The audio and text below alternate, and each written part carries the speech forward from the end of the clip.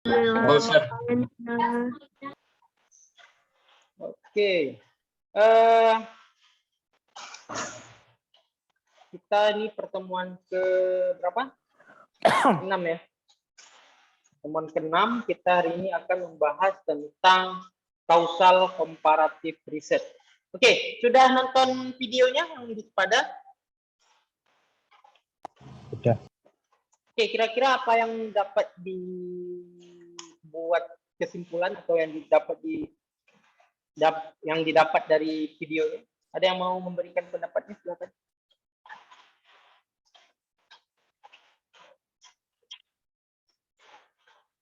Silakan yang mau memberikan pendapatnya tentang causal komparatif yang kalian dapatkan dari video.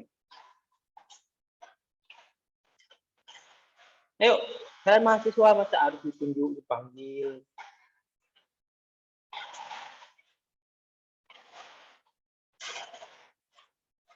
Ayo, kira-kira apa? Atau nggak ada yang nonton? Atau sudah ditonton? Ya, silakan. Yang siapa tadi? Fatma ya? Silakan Fatma.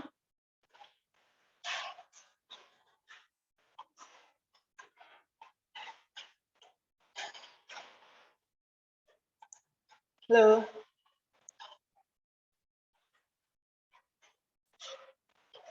Mencari sebab akibat dan melakukan perbandingan ya, Sir. Mencari Sebab akibat dan melakukan perbandingan. mencari perbandingan dulu ya, mencari perbandingan baru dicari setelahnya sebab akibatnya.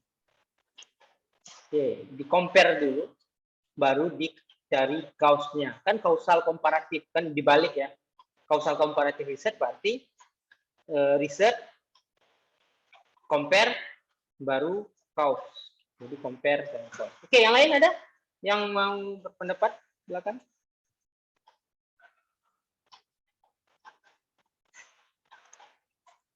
Nggak ada? Atau belum nonton videonya? Atau ya udahlah nggak ngomong pun nggak apa-apa. Ada? Oke, kalau tidak ada kita coba lihat PPT-nya. Tapi saya harap di dalam kepala kalian itu sudah punya definisi menurut kalian sendiri. Kalian sudah paham dari kalaupun tidak terlalu paham, kalian sudah mulai berpikir lah. Rugi punya otak kalau nggak dipakai untuk berpikir ya. Jadi setelah nonton video itu, setelah lihat modulnya, setelah lihat PPT-nya, kalian sudah punya pikiran tersendiri, pikiran tentang kausal komparatif. Baru nanti kalau misalnya pikiran kalian itu salah, baru nanti kita benarkan di sini. Oke, kita pertama akan lihat nanti definisinya, kemudian persamaan dan perbedaannya dengan korelasional dan eksperimen riset, kemudian langkah-langkahnya, kemudian desainnya, dan some threat to internal validity ini ancaman ya, artinya ke limitation atau kekurangannya. Oke, ini what is causal comparative research, also known as ex post facto research. Jadi ex post facto itu kalau kita terjemahkan berarti after effect, berarti setelah sebuah fakta ditemukan, baru dicari apa penyebabnya. Jadi seperti tadi disampaikan sama teman kalian, pertama di compare dulu, kita compare atau kita cari hubungan satu dua variabel, apakah mempunyai hubungan, kemudian kita cari tahu lagi hubungannya itu dalam bentuk apa, penyebabnya apa, sehingga terjadi fakta itu, sehingga terjadi hubungan misalnya, atau sehingga terjadi pengaruh. Okay, in this type of research, investigator attempt to determine the cause or consequence of the difference that already exist between or among group of individual. Jadi sudah perbedaan ataupun persamaannya itu sudah eksis, faktanya itu sudah ada. Baru kita cari lebih jauh penyebabnya apa. Oke, kalau in another word, dengan kata lain, causal comparative research is an attempt to identify a causative relationship between an independent variable and dependent variable. Jadi causal komparatif itu adalah usaha untuk mengidentifikasi hubungan sebab akibat antara variabel.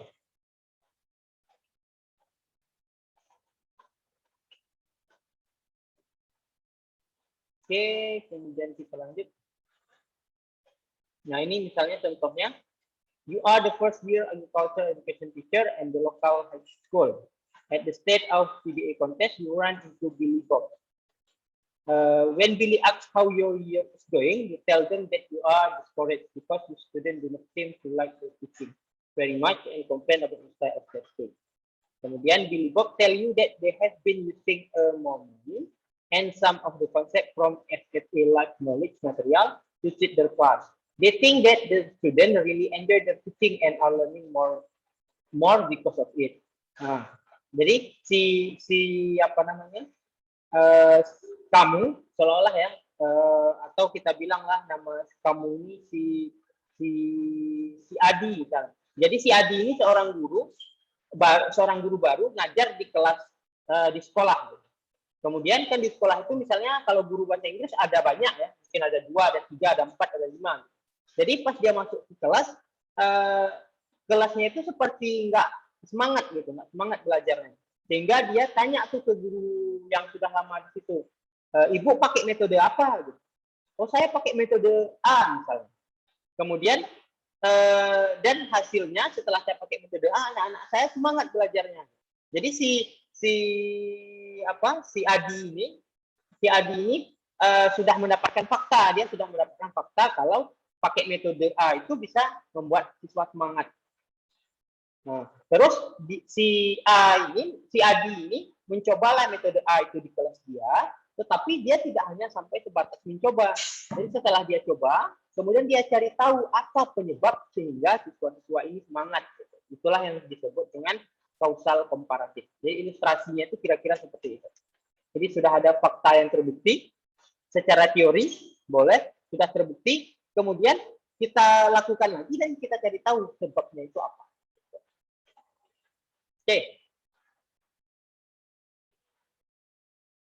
Oke, ini ya dibilangnya dari cerita tadi. Maka yang cocok dipakai operasi itu adalah causal comparative. You, researcher, observe that two group differ on some variable. Berarti kelas dia dan kelas si Billy ini beda metode. Then attempt to find the reason of the result of the difference. Jadi dia juga setelah dia tahu kelas dia sama kelas si Billy itu beda, kemudian dia cari tahu apa alasannya, gitu. Apa alasan sehingga hasilnya itu berbeda? Apakah penyebabnya metode yang berbeda, atau mungkin kemampuan siswa yang berbeda, atau mungkin cara metode mungkin mirip, atau mungkin pendidikan gurunya yang berbeda, atau ada faktor lain, atau mungkin jamnya berbeda. Kan kalau di sekolah ada yang misalnya bahasa Inggris yang diajarkan pagi dengan bahasa Inggris yang jadwalnya pagi siang ya, mungkin yang setelah jam 1 mungkin setelah zuhur itu mungkin akan berbeda hasilnya. Itu yang dicari tahu. Oke, kita lanjut. Ada tiga jenis secara umum. Yang pertama itu ada efek, exploration effect, berarti yang dia cari efeknya, kemudian cause disruptornya, atau konsekuen efek ya. Konsekuen itu efek, sebab konsekuen itu lebih ke apa ya? Apa bahasa Indonesianya? Akibat ya. Akibat. Oke, kita lanjut. Kemudian perbedaannya dengan correlational research yang sudah kita pelajari minggu lalu, both type of research are example of associational research, gitu. Jadi dia sama-sama mencari hubungan. Jadi korelasional dengan kausal komparatif itu dia secara umum sama-sama mencari apa hubungan antara satu variabel dengan variabel lainnya. Kemudian kedua-duanya tend to explain phenomena of interest. Jadi kedua-duanya itu punya kesamaan menjelaskan fenomena yang terjadi. Kemudian both seek identify variable that are worthy of later exploration. Jadi dua-duanya juga mencoba mengidentifikasi variabel yang masih membutuhkan penjelasan. Jadi kalau correlation, walaupun misalnya risetnya itu hanya sampai membuktikan hubungan, tidak sampai misalnya mencari alasan lebih jauh, tapi sebenarnya secara umum pada dasarnya mereka itu juga, kalau correlation itu nggak masalah juga kalau kita mau mencari penyebabnya apa atau kenapa bisa terjadi hubungan di correlation. Oke, persamaan lainnya, kedua-duanya itu tidak mengizinkan researcher to manipulate variable. Jadi karena ini bukan eksperimen, jadi variabelnya itu adalah natural variable. Jadi kalian nggak bisa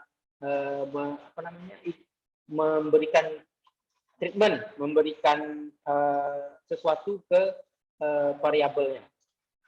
Jadi memang terjadi secara natural. Misalnya ngajar di kelas dengan kelas sebelah itu kan memang natural gitu. Jadi bukan kalian meniatkan pergi ngajar, tapi memang guru. Halo Alpa yang ada di Makassar. Oke, sampai mana tadi suara saya kedengaran? Halo? Halo? Suara saya kedengaran? Kedengaran, Sir. Oke, sampai mana tadi? Persamaan Sampai operasional yes. dan Iya, persamaannya yang mana? Sampai komparatif. ini ya? Ini, sampai ini tadi ya? Atau masih di sini tadi? Yang tadi, Sir. Udah yang Yang slide depan. 9, Sir. Oke. Ya.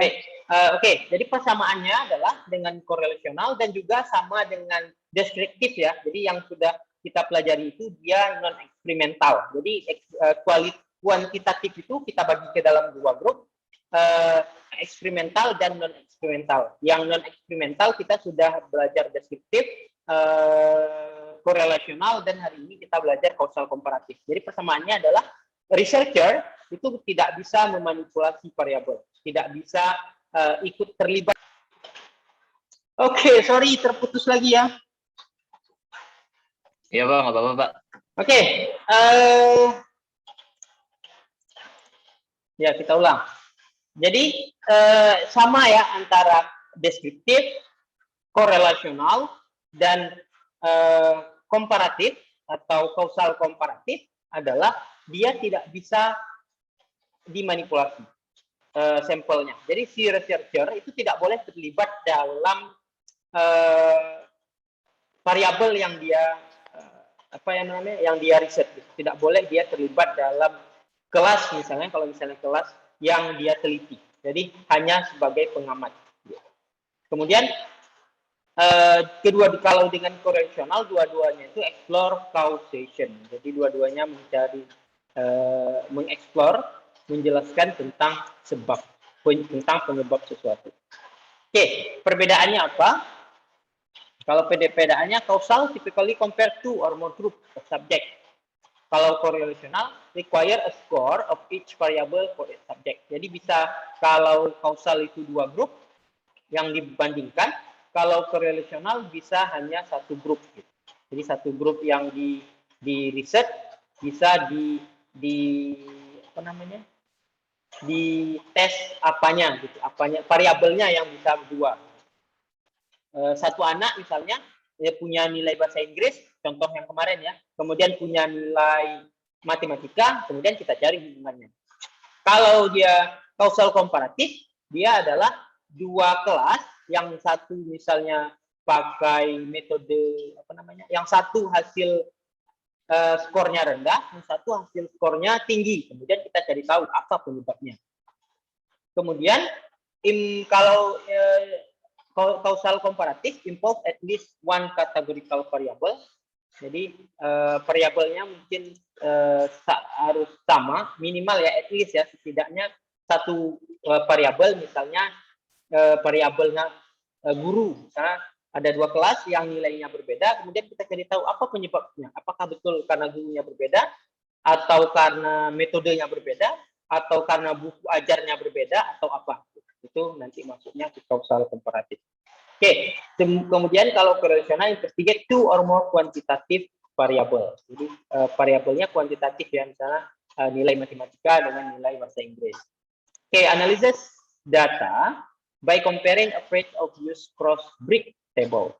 Kemudian kalau correlational analysis data by using scatter plot and correlational coefficient. Jadi ini secara statistik ya bedanya. Nanti coba ditanyakan ke dosen statistiknya cross breed itu bentuknya seperti apa. Kemudian correlational coefficient itu bentuknya seperti apa. Oke. Kemudian persamaannya dengan experimental research, ini kita singgung sedikit, walaupun experimental research kita belajar yang minggu depan. Both require at least one categorical variable, kemudian both compare group performance to determine the relationship. Jadi persamaannya adalah dia butuh grup yang untuk menentukan apa hubungan antara satu kelas dengan kelas lain. Jadi yang seperti tadi dibilang di sini, typically compare two or more group. Minimal ada dua grup itu hampir mirip dengan eksperimental. Bedanya kalau eksperimental itu kita kasih sesuatu, kita manipulate, kita kasih treatment. Kalau dia kausal komparatif itu kita tetap membandingkan dua grup tapi tidak memberikan treatment, tidak memanipulate sampelnya.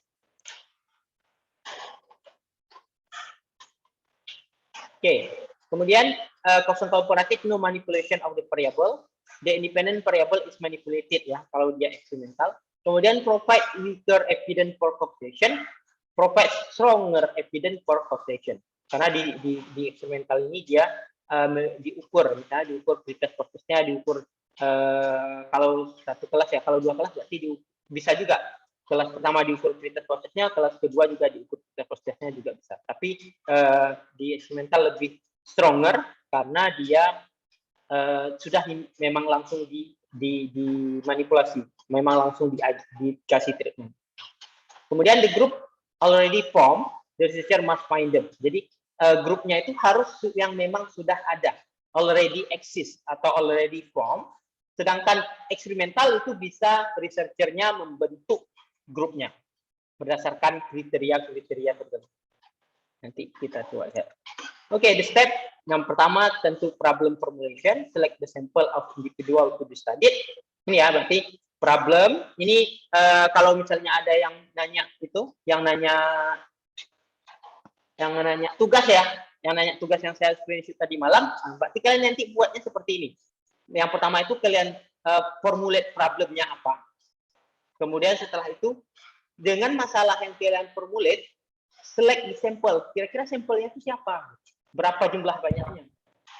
Kemudian yang bagian tiganya, instrumennya apa? Misalnya instrumennya ini achievement test, kalau misalnya kalian nanti apa tes, kemudian atau mau pakai kuesioner, pakai interview, atau pakai apa? Atau observational device, attitudinal measure, dan lain-lain. Gitu. There are no limit. Jadi masih banyak instrumen yang kalian bisa gunakan sesuai dengan problem formulation apa yang kalian buat. Masalah apa yang kalian munculkan. Oke, kita lanjut. The basic design is to select group that has the independent variable and select another group of subject that doesn't have the independent variable. The two group are then compare under dependent variable. Oke, itu ya. Yang ini sama kayak cerita yang tadi, si Billy sama kawannya tadi. Jadi yang satu misalnya pakai metode A, yang satunya tidak pakai metode A. Jadi, tapi nanti dibandingkan apa namanya, hasilnya itu apa? Dibandingkan nanti apa yang membuat kelas sebelah dan kelas ini beda selain dari apa namanya nilai tadi. Kan misalnya penyebabnya penelitian itu diangkat karena nilainya yang satu rendah, yang satu tinggi. Nah, makanya itu kemudian diteliti kenapa bisa terjadi, apa yang membedakannya. Okay, internal validity is lead to weakness in the research, lack of randomization. Jadi nggak ada random ya. Kalau nanti kita belajar through experimental, itu dia harus random. Kemudian inability to manipulate, seperti tadi sudah dijelaskan, dia tidak ada manipulasi. Kita tidak bisa ngapa-ngapain. Kita tidak bisa mempengaruhi sampelnya. Kemudian treat, tantangannya, apa namanya, ancamannya, of time subject bias of course. Jadi bisa jadi subject itu bias, bisa jadi memang misalnya antara kelas sebelah sama kelas satu lagi yang mau kita bandingkan, memang yang nilainya rendah ini memang ketika masuk mereka memang kemampuannya di bawah rata-rata, makanya ya rendah. Mau sebagus apapun gurunya ngajar, sebagus apapun materi yang disampaikan, tetap nggak bisa karena memang outputnya keluar ya, inputnya memang rendah gitu.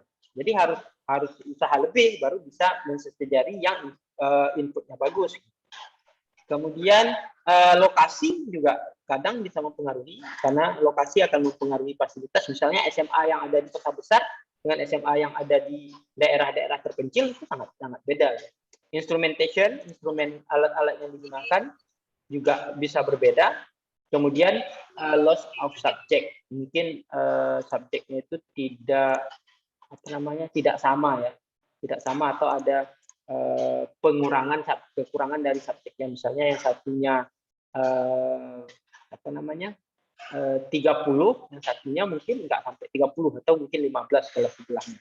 Jadi agak susah kalau kita melakukan kausal komparatif karena kita harus tetap objektif. Misalnya kelas sebelah 30, jumlah 30 laki-lakinya 15, ceweknya 15, berarti kelas sebelah kita harus usahakan juga laki-lakinya 15, perempuannya 15, supaya ketika kita bandingkan itu harus bisa kita bandingkan apple to apple. Jadi jangan bandingkan misalnya apple to orange.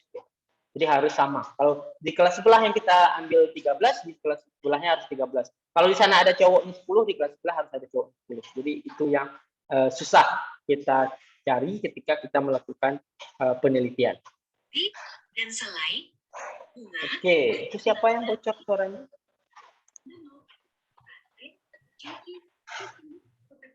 Cut Dira, mic-nya kebuka. Cut Diva. Oke, kita lanjut. Atau ada pertanyaan? Silakan. Ada pertanyaan? Sir, Ya, silakan.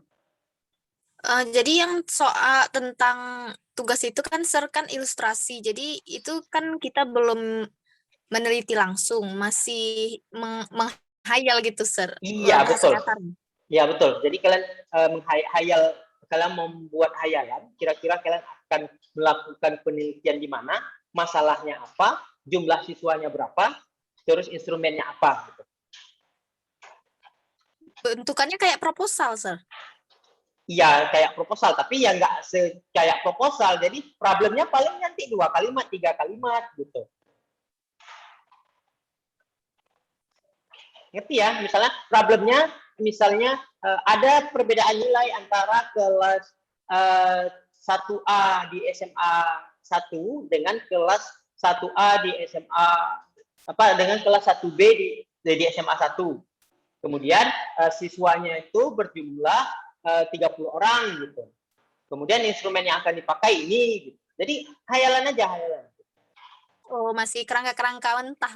Iya, jadi nggak perlu sampai kayak proposal. Jadi cuman paling satu paragraf problemnya paling panjang ya, mungkin satu paragraf di problemnya, satu paragraf enggak lah, sampai satu paragraf. Satu kalimat di sumber datanya, kemudian satu kalimat atau 2 kalimat di di bagian ketiganya, instrumennya.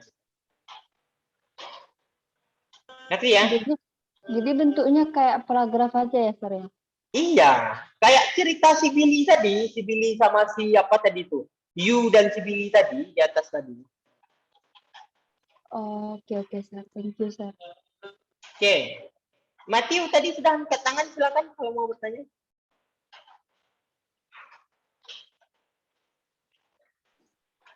Sir, mohon izin, Sir. Untuk Iya, tugas silakan. yang ntar malam itu ada contohnya nggak, Sir? Atau gimana cara itunya? Contohnya. Soalnya saya masih bingung, Sir. Apanya yang bingung, Apa- Matthew? Kan tadi udah, coba lihat ini. Nih, ini kan tadi. Kan sama nih. Pertama problem. Kan? Kemudian select sample. Kemudian instrumen. Problemnya kalau misalnya kalian mau cerita, ya cerita seperti ini contohnya. Ini tadi. Yang mana tadi? Kalau misalnya kalau mau sejelas-jelasnya. Ah, ini. Ini kan contoh problemnya. Iya kan? Ini contoh problemnya. Jadi tinggal udah ada contohnya di sini. Ini contoh problemnya. Kalau misalnya kalian mau sampai sepanjang ini atau mau mungkin satu paragraf atau ini disingkat lagi boleh juga. Nah, kemudian sampelnya ya kalian pilih sendiri. Kalau ini sampelnya apa nih? Tinggal masukin ke bagian sampel ya. Kalau ini sampelnya berarti satu kelas yang diajar oleh you, satu lagi kelas yang diajar oleh si Billy. Kelas yang diajar oleh si Billy mereka belajar dengan bagus, sedangkan kelas yang diajar oleh si you ini siswanya itu discourage. Studentnya do not seem like you're teaching. Jadi kelas yang diajar si you ini siswanya tuh kayak kelihatannya nggak suka gitu sama gurunya, cara gurunya ngajar. Sedangkan kelas yang diajar sama si Billy ini enak gitu, bagus gitu. Itu kan udah masuk ke sumber data. Jadi sumber datanya ada dua kelas, ada kelas yang diajar si Billy, ada kelas yang diajar si you. Nah, kemudian instrumennya apa yang dipakai instrumennya? Ya terserah kalian, tinggal pilih, kan banyak tadi instrumennya. Mana tadi? Di mana sih tadi yang ada instrumennya?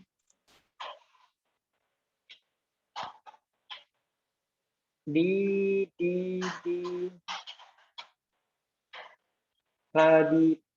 apa berapa ya? Yang ada instrumennya tadi?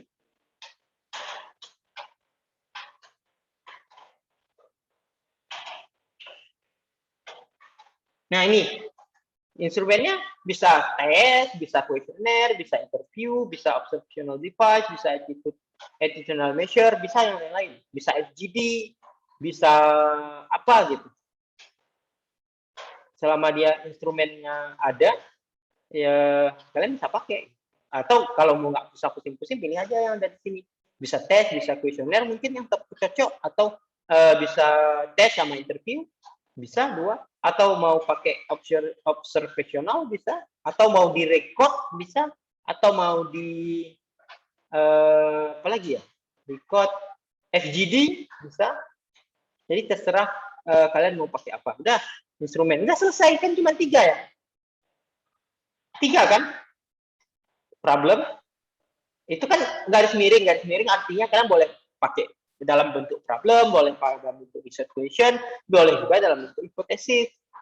Kemudian instrumen partisipan ya sama aja itu sebenarnya. Kalian boleh bilang itu sumber data, boleh bilang itu partisipan, boleh bilang itu sampel, boleh bilang itu apa namanya, data aja juga nggak masalah.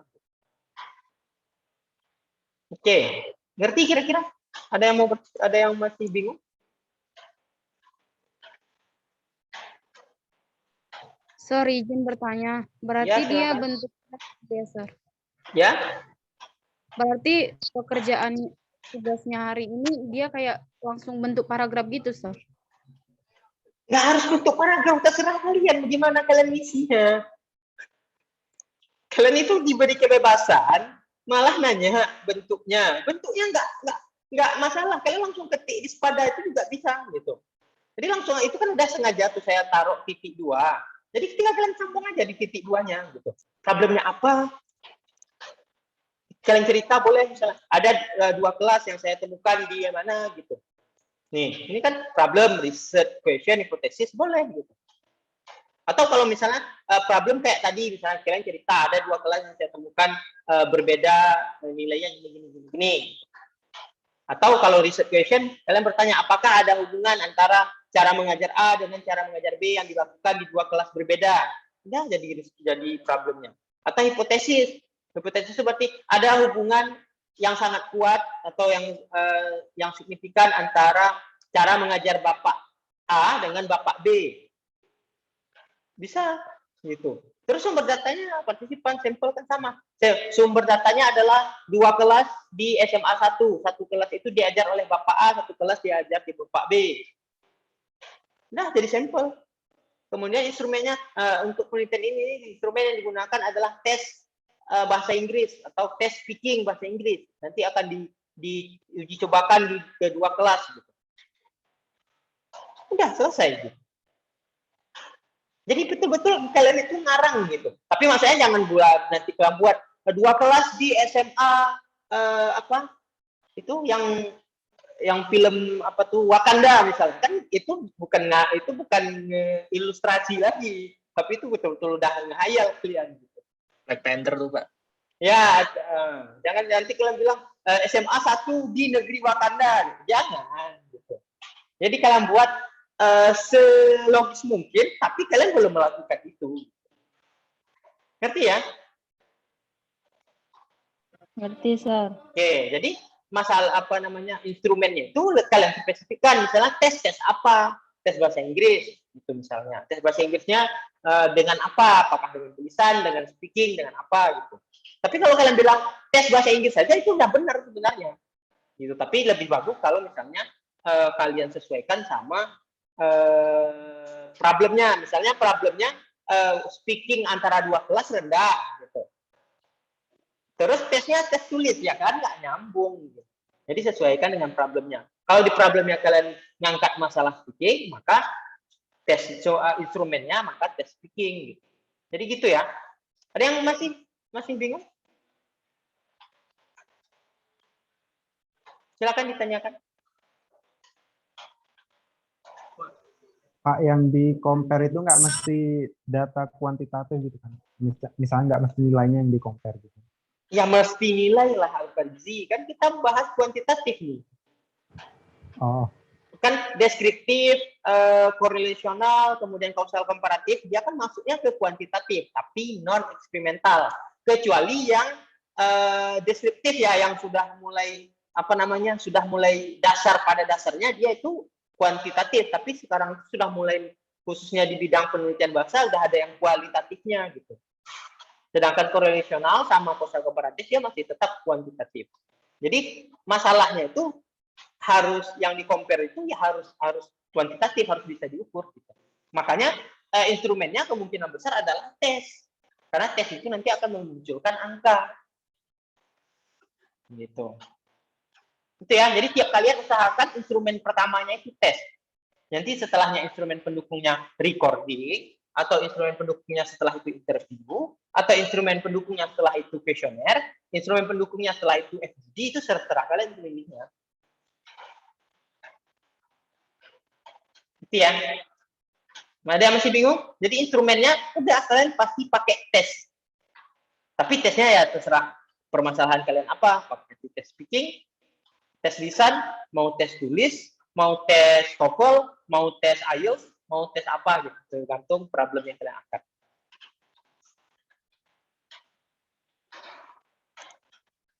Jelas ya? jelas. Oke. Kita lanjut sedikit lagi. Tadi sampai slide berapa? Ini udah. Oke. Kemudian untuk data analisisnya, construct frekuensi poligon. Jadi cari dulu frekuensinya. Frekuensi poligon ini saya nggak tahu. Nanti coba tanyakan ke dosen statistik. Kemudian cari rata-ratanya, standar deviasinya. Oke, untuk yang variabel kuantitatif ya. Karena kan variabelnya bisa salah satunya itu bisa tidak kuantitatif. Tapi salah satunya harus kuantitatif. Karena kita masuknya ke kuantitatif. Kemudian t-test for different mean. Jadi untuk mengukurnya secara statistik ya minimal itu pakai t-test. Kalau yang otomatis bisa pakai apa namanya SPSS, tapi kalau yang manual kita bisa pakai rumus t-test. Kemudian analisis of covariance. Oke, covariance ini juga bisa secara pakai SPSS. Oke, kemudian process with caution. The researcher must remember that setting a relationship between two variables doesn't prove that one variable cause the other change in causal comparative study. Jadi walaupun misalnya kalian menemukan ada hubungan antara satu variabel dengan variabel lainnya, tapi kita harus hati-hati ketika membuat kesimpulan karena hubungan itu tidak membuktikan mereka saling mempengaruhi. Bisa jadi mereka pengaruhnya itu hal-hal lain. Jadi bisa jadi dua variabel yang kita lihat itu tidak saling berpengaruh. Oke. Limitation, there must be a pre-existing independent variable. Jadi gender, age. Jadi banyak variabelnya yang harus kalian kontrol. Bisa jadi gender, kayak saya bilang tadi. Kalau kelas sebelah cowoknya lebih banyak daripada kelas sebelahnya lagi, kelas yang mau kalian yang mau kalian riset, maka itu bisa jadi bias, bisa jadi sampel yang kalian ambil itu tidak bagus karena beda gendernya atau beda umurnya gitu. Yang satu grup umurnya sudah 30 ke atas, yang satu grup lagi campur misalnya, itu juga tidak bisa. Kemudian there must be active variable which the researcher can manipulate the length and number of study session in sectional technique. The length and number of study session in sectional technique sebagainya. Oke. Variable that researcher can manipulate, there must be active variable. Jadi harus ada variabel aktifnya, artinya perbedaannya itu memang sudah ada ya, sudah eksis. Misalnya kalau misalnya cerita dari Mbak Yu dan Pak Billy tadi, itu memang ketika mereka ngomong itu perbedaan variabelnya itu sudah memang ada. Jadi ada perbedaan respon di kelas si Billy dengan kelas yang diajarkan oleh si Yu-nya. Di si guru barunya tadi. Oke, ini contoh lainnya. Exploration of the effect caused by membership in a given group. What differences ability out of the gender? Misalnya, kalian mau lihat perbedaan gender ya, misalnya. Kalian mau lihat antara kemampuan bahasa Inggris pada perempuan dan pada laki-laki. Nah, itu bisa juga kalian jadikan kausal komparatif. Secara teori ada. Kemudian kalian lihat lagi, kira-kira selain faktor gender, faktor apa lagi yang membuat laki-laki dan perempuan itu bisa beda dalam penguasaan bahasa Inggris. Tapi berarti kalian harus melakukan tes kan? Kalian uji apanya? Misalnya kalian uji speakingnya, oh ternyata laki-laki sama perempuan itu speakingnya beda. Atau kalian uji writingnya, ternyata sama antara laki dan perempuan itu beda, atau readingnya, atau listening. Oke, kalau misalnya hipotesis, misalnya female has a greater, kalau ini ya dari kasus ini, female has a greater amount of linguistic ability than male. Jadi hipotesisnya adalah perempuan itu katanya kemampuan linguistiknya itu lebih tinggi, lebih besar atau lebih banyak daripada laki-laki. Kemudian ini harus dibuktikan dengan apa? Dengan tes tadi. Jadi ini berarti kalau misalnya ini udah bisa nih ya, ini what differentiate abilities caused by gender. Ini udah jadi problem. Jadi kalian buat satu kalimat aja kayak gini udah selesai tugasnya. Kemudian atau pakai hipotesis atau pakai dua-duanya boleh juga. Equation boleh, kemudian gabungin hipotesis lagi boleh. Kemudian tinggal pilih ini datanya, misalnya ini ya, question hipotesisnya berarti bagian problem. Kemudian tinggal tambahin sumber data, misalnya sumber data saya mau bandingkan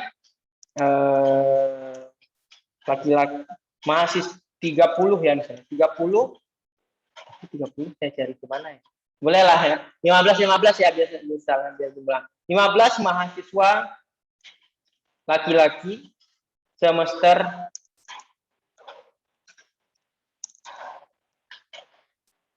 5 dan 15 mahasiswa perempuan semester 5. Semester 5 dari kampus mana? Kampusnya juga harus kalian pertimbangkan, kalau bisa harus sama. Dari kampus dari Universitas Samudra misalnya. Yang jadi masalah adalah ada nggak sih 15 laki-laki di semester 5? Belum tentu. Ada Pak Rizi? Pak Rizi? Iya, Pak. Ada nggak 15 laki-laki di semester 5? Nggak ada. Nggak ada kan? Nah itu yang kadang-kadang jadi masalah. Walaupun kita sudah buat plannya bagus, saya mau ambil nih 15 laki-laki, biar 15 tambah 15 jadi 30. Tapi nggak ada laki-laki berjumlah 15. Nggak boleh kita ngambilnya dari semester lain, gitu. Karena harus sama dengan perempuannya semester 5. Nah, itu yang tadi dibilang limitation-nya atau treat-nya. Makanya agak susah. Makanya sebelum kalian buat itu, harusnya kalian tuh udah riset dulu. Gitu. Berarti nggak bisa ya. Bisa jadi ya, berarti saya harus misalnya cari dari sumber lain. Misalnya mahasiswa laki-laki. Berarti saya ganti misalnya siswa laki-laki, 15 siswa laki-laki dan 15 siswa perempuan kelas 3 itu 12 ya, kelas 12 SMA 1 bangsa misalnya. Kemungkinan besar ada ya, berarti bisa, berarti sumber data ada. Instrumen yang akan saya pakai karena saya mungkin suka writing, ya udah berarti saya pakai instrumen pertama adalah instrumen yang saya pakai adalah test writing. Kemudian kalau mau saya spesifikkan berarti penulisan descriptive text misalnya, descriptive text. Kalau mau saya spesifikkan lagi 2 paragraf, biar nilainya bagus ya. Kemudian selain test writing saya juga mau recording. Kemudian selain recording juga saya observation. Biar ya maksudnya ini kan cuman hayalan kalian ya. Kalau hayalan kalian boleh buat aja sebanyak-banyaknya selama itu kira-kira bisa dilakukan. Walaupun kalau misalnya nanti yang betul-betul nggak mau ngapain, kalian tes, kalian record, kalian observasi lagi, ngapain dua-dua, pilih aja salah satu, boleh record, boleh observasi gitu. Kemudian saya kuesioner siswa. Kemudian wawancara perwakilan siswa dan guru. Ini misalnya ya, kalau gini, ya ini bisa sih kita laksanakan, tapi ini akan memakan waktu yang lama. Jadi kalau misalnya secara umum ya udah ada tes, tambah aja satu lagi observation udah cukup. Atau tes sama wawancara udah cukup. Atau tes sama kuesioner udah cukup. Jadi nggak harus, tapi saya buat aja karena idealnya itu bisa dikerjakan. Harusnya. Oke, kemudian apa lagi? Udah selesai. Ya cuma segini tugasnya.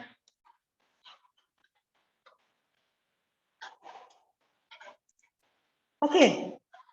Gini ya kira-kira ya tugas yang harus kalian buat. Tapi kalian harus cari masalahnya dulu.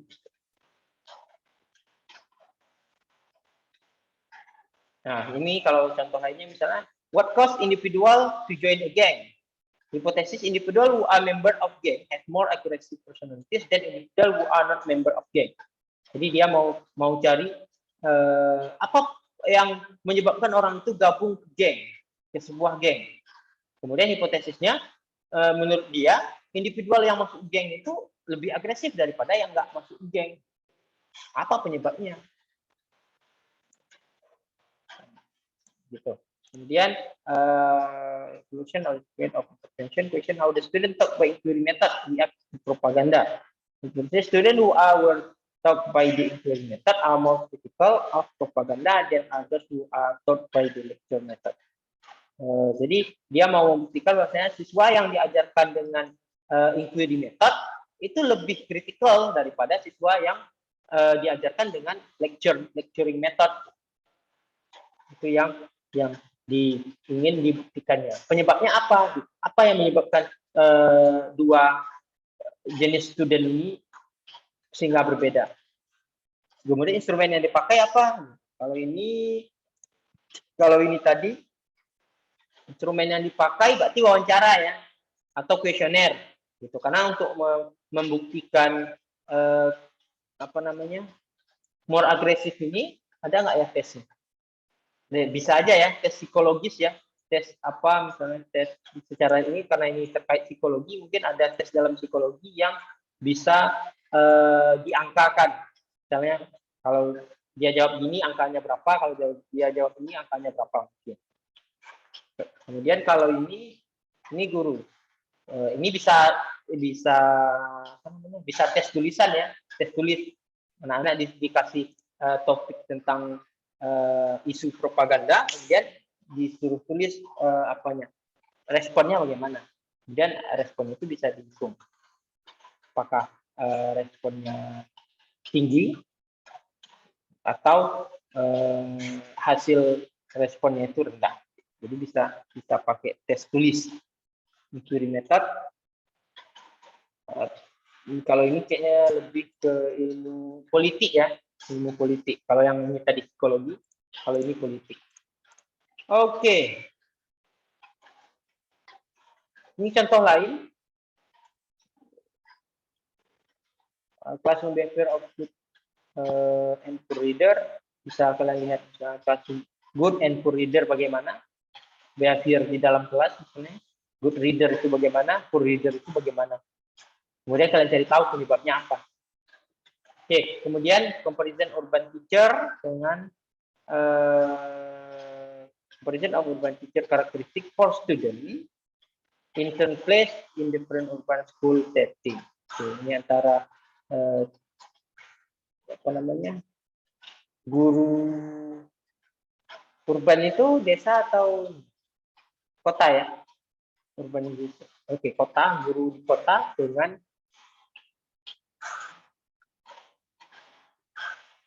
for student ke siswanya, terhadap siswa, karakteristik guru kota terhadap siswanya yang urban school settingnya berbeda. Jadi school settingnya itu berbeda, kira-kira apa pengaruhnya. Itu contoh lain. Oke, kalian nanti cari masalahnya kalian sendiri. Kira-kira grup apa yang berbeda, atau kelas apa yang berbeda, atau gender berbeda, atau apa. Silakan nanti dibuat di tugasnya. Oke, ada pertanyaan? Silakan kita buka diskusi. Kita masih punya waktu 30-40 menit lagi, lebih kurang. Silakan kalau ada pertanyaan.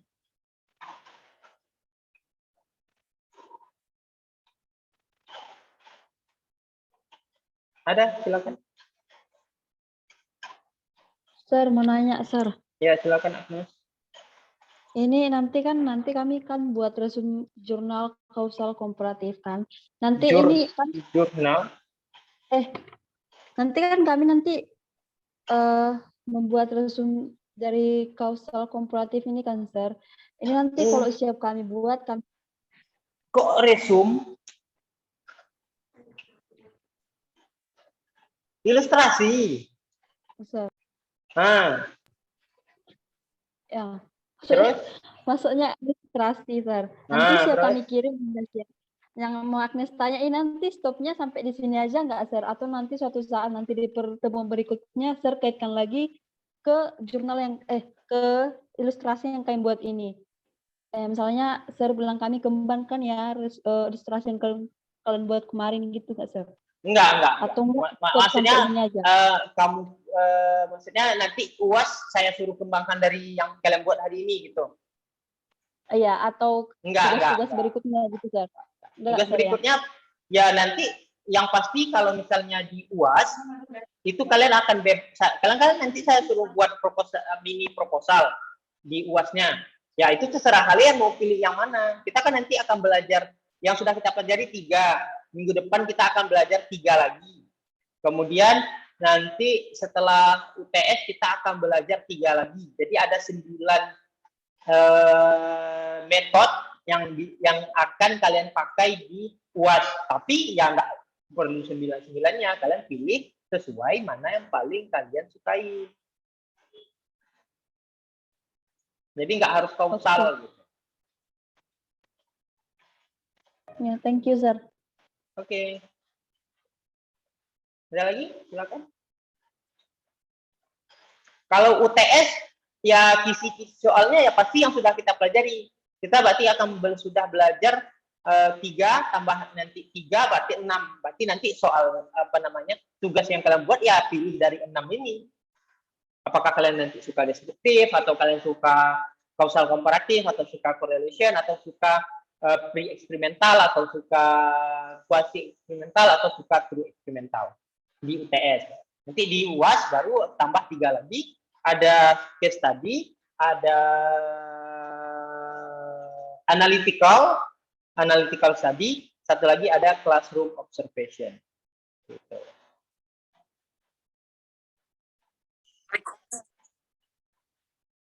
Oke, silakan kalau ada yang pertanyaan. Dan waktu kalian nulis skripsi pun kalian nggak disuruh pakai semua. Kalian pasti akan disuruh pakai salah satu.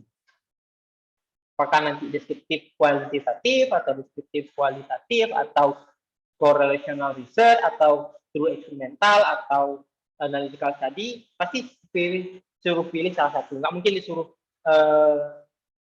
semuanya gitu. Nggak mungkin juga dalam satu penelitian itu dimasukkan semua metodenya. Yang penting, makanya yang penting itu sebenarnya kalian paham. Kalian paham kausal itu apa, deskriptif itu apa, apalagi misalnya eksperimental itu apa, ya sampai sebatas itu. Masalah pendalamannya sampai ke rumus-rumusnya, itu kalau kita di exam nanti dibahas waktu kalian ngambil mata kuliah proposal, seminar proposal. Seminar ya, seminar aja. Waktu kalian ngambil seminar, itu baru masuk sampai ke rumus-rumus apa yang kalian pakai, kemudian statistiknya harus pakai yang mana, pakai referensi yang mana, itu nanti masuknya ketika semester depan. Jadi ini memang ya kita hanya berkenalan gitu, hanya introduction ke jenis-jenis riset itu ada apa aja. Gitu ya. Siapa tadi yang nanya? Nes. Oke, yang lain silakan. Boleh nanya yang sudah lalu? Boleh, silakan. Atau boleh juga nanya yang akan. Ya, silakan. Sir, izin bertanya, Sir. Ya, untuk ini terkait dengan sumber data, Sir. Untuk sumber data penelitian itu, Sir, apakah yang memang harus yang up to date? Seperti itu, misalnya kita mau meneliti tentang speech act gitu, tetapi video yang mau kita teliti itu video tahun 2000-an, misalnya 2003, 2005 itu tetap bisa atau memang harus disarankan untuk cari yang lebih terbaru, Sir? Terima kasih, Sir. Oke. Ya, untuk sumber data bisa aja yang sudah lama. Misalnya kalau kita mau meneliti speech act-nya si Soekarno misalnya. Ketika Soekarno pakai bahasa Inggris ya, kalau misalnya kita anak bahasa Inggris, kita mau lihat speech act-nya si Presiden Soekarno, kan nggak ada video terbarunya. Jadi tergantung judulnya. Gitu. Tapi kalau misalnya judulnya umum, misalnya kita mau lihat speech act-nya apa namanya? Influencer misalnya atau YouTuber gitu. Ya disarankan ambil video terbarunya karena YouTuber itu kan masih ada gitu, masih banyak pilihan. Tapi kalau misalnya kita mau terputus lagi, saya ulang ya. Jadi tergantung tujuan riset kita. Kalau memang tujuan riset atau topik riset kita itu tentang Presiden Soekarno misalnya, ya pasti videonya video lama. Tapi kalau misalnya riset kita tentang YouTuber, yang sebaiknya kita ngambil si YouTuber yang terbaru. Gitu. Kemudian yang harus memang terbaru itu biasanya referensi. Referensi itu biasanya disarankan 10 tahun terakhir. Kalau misalnya kalian nulis nanti tahun 2022, berarti referensi paling tua itu kalian pakai yang tahun 2012.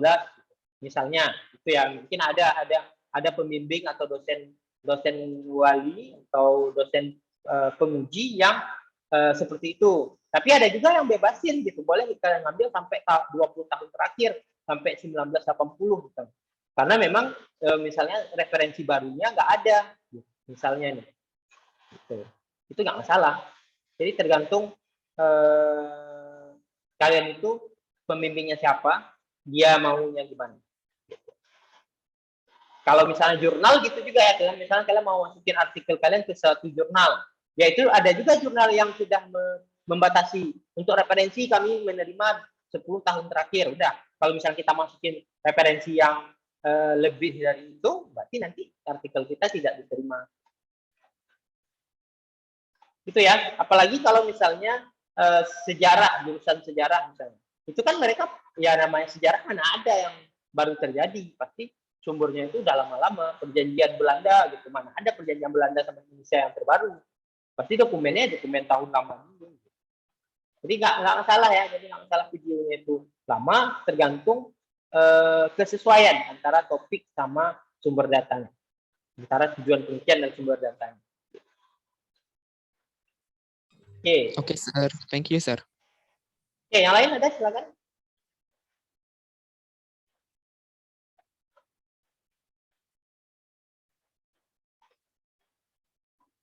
Any question? Oke, silakan kalau ada pertanyaan, biar kita diskusikan. Kita masih punya waktu.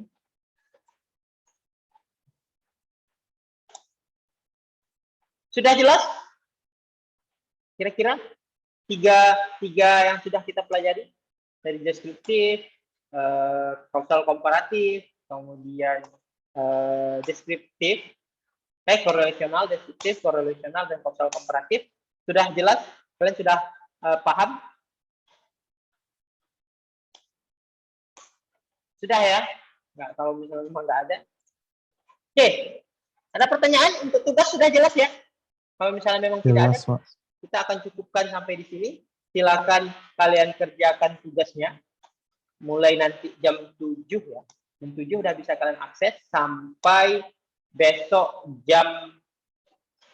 pagi ya, sampai besok pagi jam 12 malam. Kemudian hari Sabtu nanti kalian harus buka Sepada. Ada tugas absen.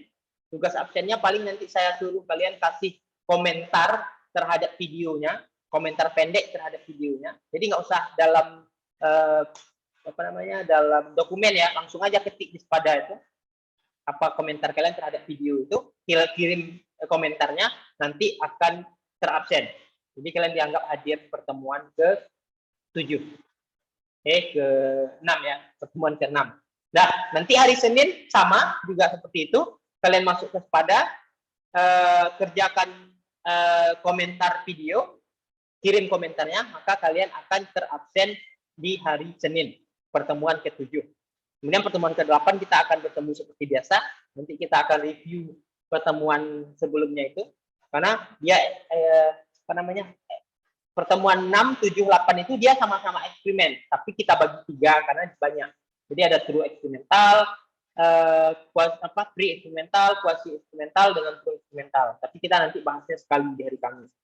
Kemudian selain tugas untuk absen, nanti ada juga tugas hariannya, tugas minggu, tugas harian, tugas pertemuannya.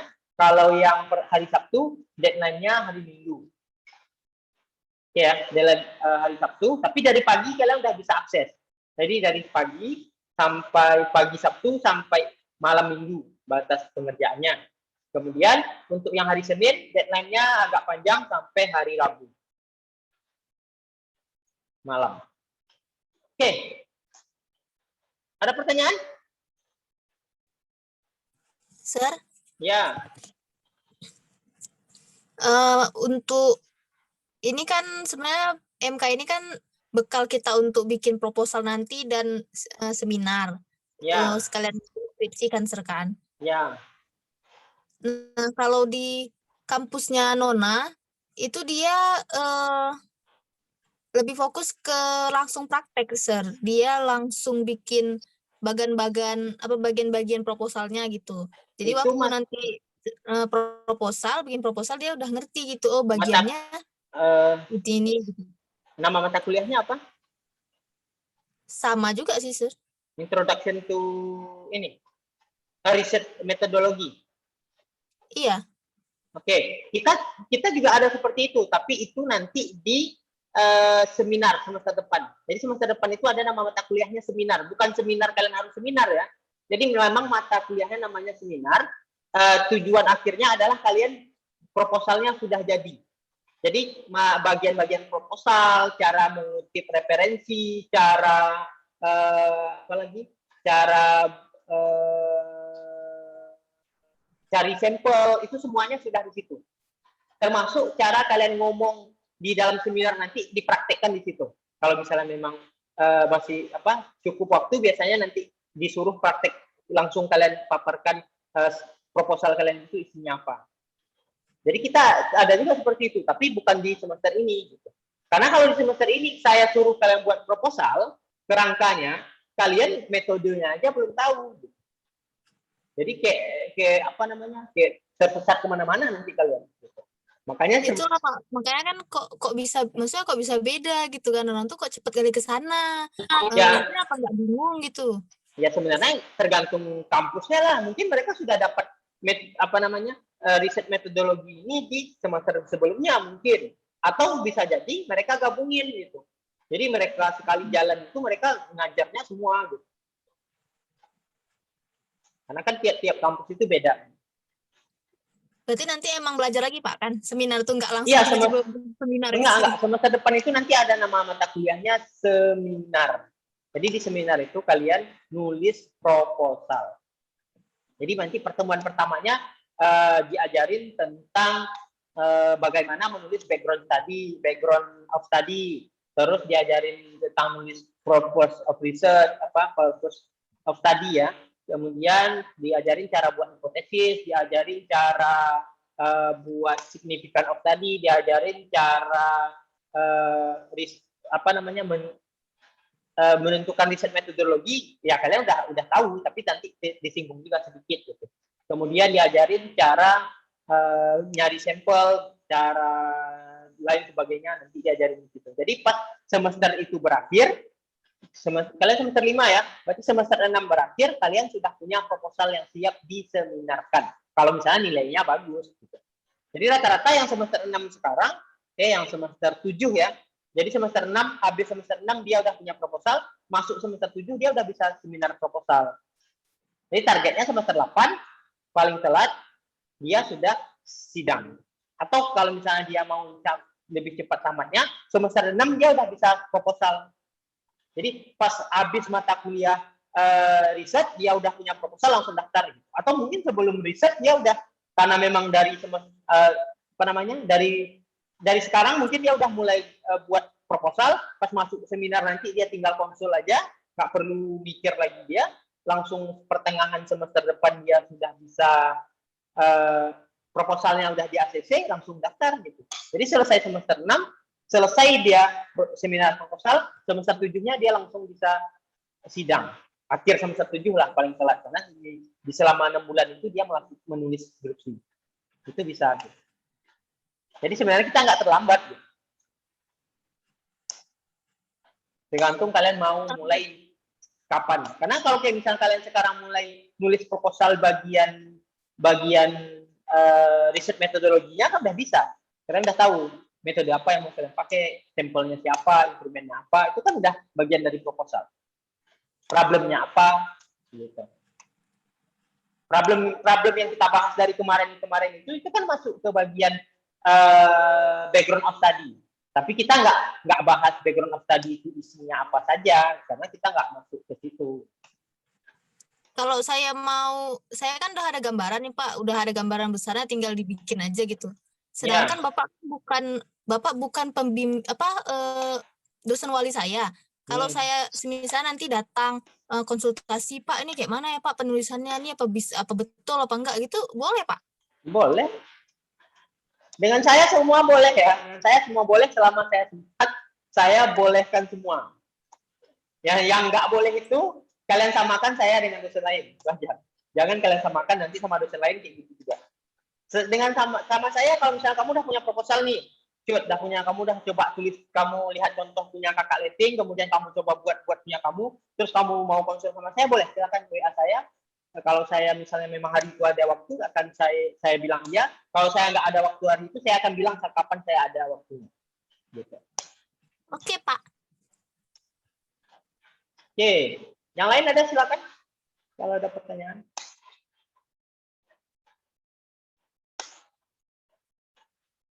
Ada, silakan. Untuk yang semester sekarang, semester 7 ya. Yang semester 7 yang di UNSAM itu sudah banyak yang sudah seminar proposal. Dan itu rekor terbaru, karena biasanya nggak ada mahasiswa yang semester 7 itu bisa seminar proposal. Pasti mereka nanti seminar proposalnya di semester 7 awal, 7 akhir gitu, atau semester 8. Jadi ini rekor terbaru dan jumlahnya itu banyak. Jadi ada sekitar hampir setengah mungkin ya, hampir setengah itu sudah selesai seminar proposal, dan sekarang mereka ada yang sudah ngambil data.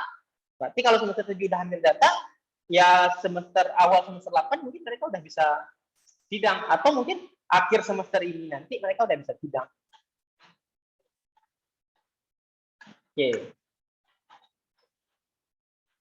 Oke, silakan kalau ada pertanyaan.